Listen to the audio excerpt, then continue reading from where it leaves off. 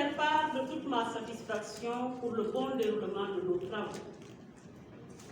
Je prends bonne note de vos différentes contributions.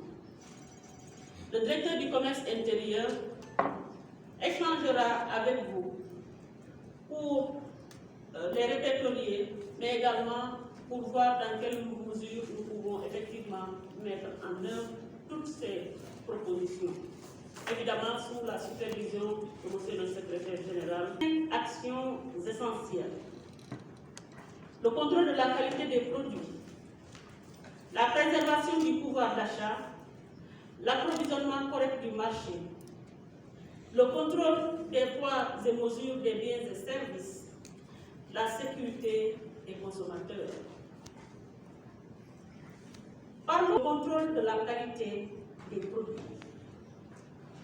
Le rôle du ministère du Commerce dans cette matière est de veiller scrupuleusement à ce que les produits importés et fabriqués localement respectent les normes de qualité et de sécurité. Parce que vous, consommateurs, êtes au cœur de l'action de ce département.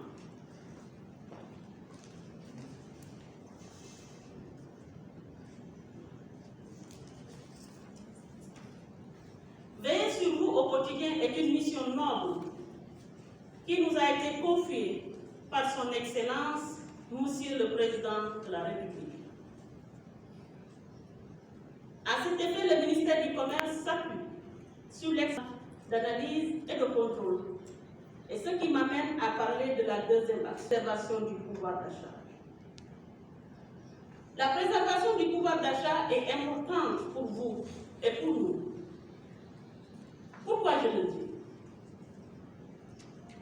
Je le dis parce que le consommateur a besoin de maintenir son pouvoir d'achat. Chaque fois qu'un prix augmente, la répercussion, c'est la perte du pouvoir d'achat. Et qu'est-ce que nous faisons pour éviter ce désagrément?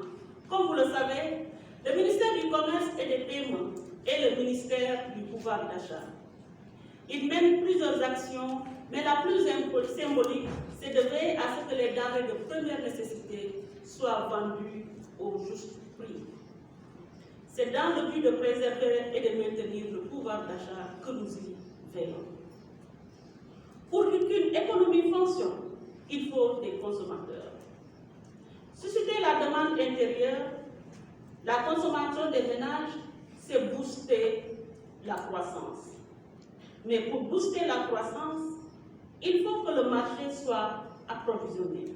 Ce qui m'amène à parler de la troisième action, l'approvisionnement correct du marché.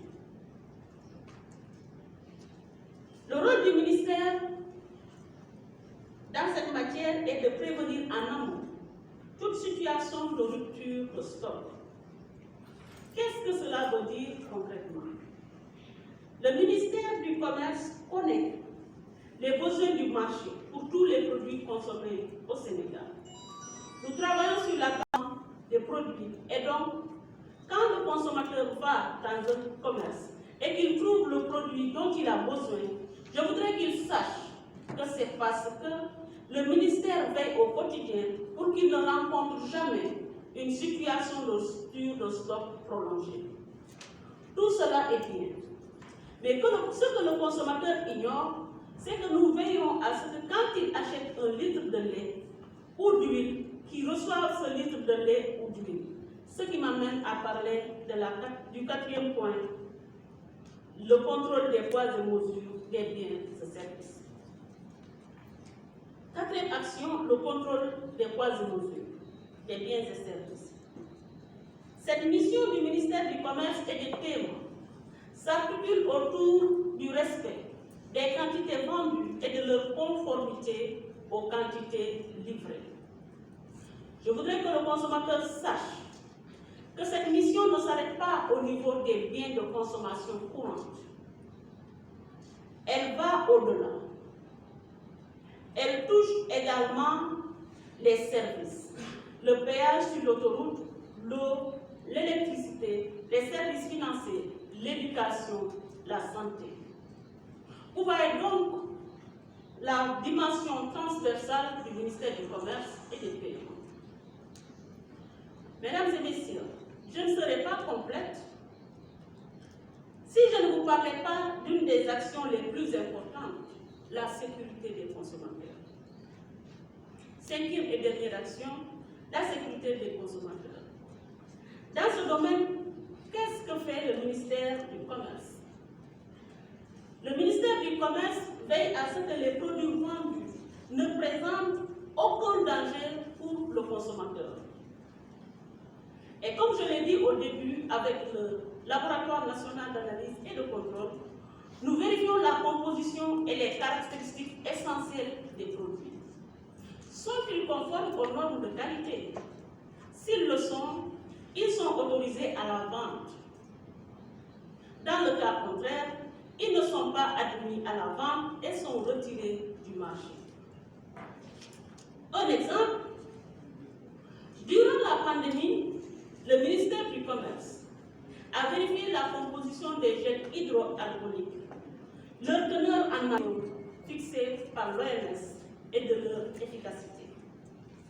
Ce même travail a été appliqué au thermoflash pour s'assurer que la température indiquée soit la bonne.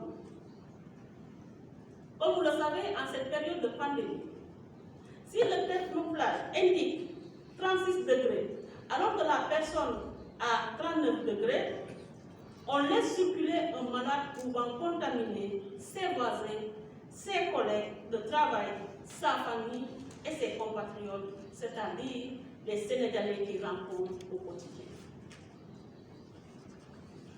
Vous voyez l'important travail abattu au quotidien par le département de l'Économie. C'est pourquoi nous avons tenu à ce qu'il y ait ces rencontres que nous avons intitulées Conso Confiance. Conso Confiance est un rendez-vous du ministère du Commerce et des PME avec les 16 millions de consommateurs.